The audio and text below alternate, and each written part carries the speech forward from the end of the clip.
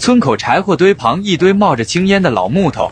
牢牢勾住了正要下地摘菜的小伙。费劲把这几块没人要的废料装上独轮车，吭哧吭哧运回了家。刚把木头推进院门，家里人立马皱起眉头，满心不满地走上前：“好好的菜不去摘，拉一堆烂木头回来干啥？家里堆得下吗？一堆废料能有啥用处？纯属白费功夫。你先别急着生气，这可不是普通废木头，我心里有打算。等我做完，你绝对想不到它能变成啥好东西。行，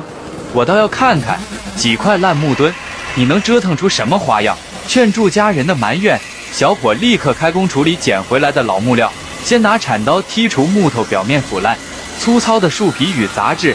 打磨完成，拿出卷尺与记号笔，在木料上仔细勾勒圆形桌面轮廓线，对准标记线条，送入带锯机精准裁切，顺着纹路切出2块不规则弧形木片，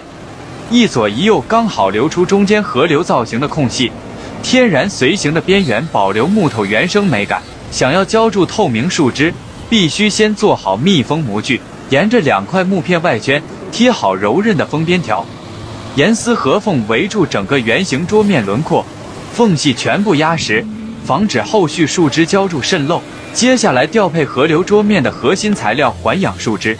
，3种原料按精准比例称重混合，木棍匀速搅拌，直至液体澄澈透亮，保证成品通透光亮。等待底层树枝拌干，小伙往中间河道空隙里布置装饰，错落摆放迷你红酒瓶、啤酒瓶，缝隙填满细碎橡木酒塞，模拟河道水底的氛围感，细节瞬间拉满。静置等待树枝完全固化，一块完整的树枝木桌毛坯就此成型。树枝彻底干透后，再次上打磨机对整张圆形桌面反复精细抛光，从粗砂纸到细砂纸层层递进，木面温润，树枝清澈，木纹与透明河道完美相融，像一汪湖水嵌在老木之中。桌面完工，开始打造配套实木桌腿。先取方木料，卷纸标记尺寸，带锯裁切出桌腿底座毛坯，按照提前画好的轮廓切割出底座雏形。先把整块方料送进带锯，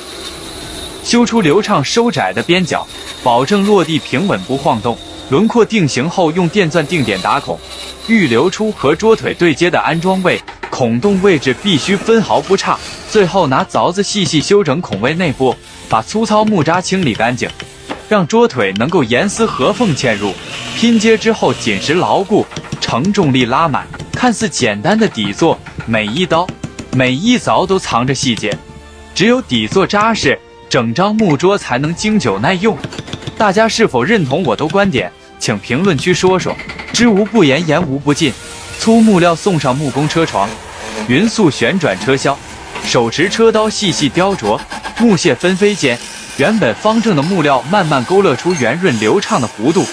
复古优雅的立柱雏形一点点显现，深浅错落的线条全靠手上功夫把控。从粗木料到精致桌腿，一凿一磨皆是用心，只有扎实的手工工序，才能撑起整张木桌的质感。车好毛坯之后，拿出直尺与记号笔精准丈量标记，每一处尺寸反复核对，保证4根桌腿规格完全统一，误差分毫不差。标记完成，再送到切割机修整拼接位，修掉多余木料，把4根车好的立柱桌腿对准底座预留孔洞，严丝合缝拼接固定，组装出稳固大气的3叉实木桌架，承重扎实，造型复古耐看。每一件木作都要耗费好几天的心血，从废木到成品全程亲手打磨。喜欢这份手工匠心的朋友，麻烦点个赞支持一下，你的鼓励就是我坚持创作的动力。最后将打磨完成的树枝河流木桌面平稳安置在实木桌架上。谁能想到当初一堆无人问津、冒烟带烧的废木头，经过小伙一步步精工细作，蜕变成一张独一无二、自带山水意境的河流实木圆桌。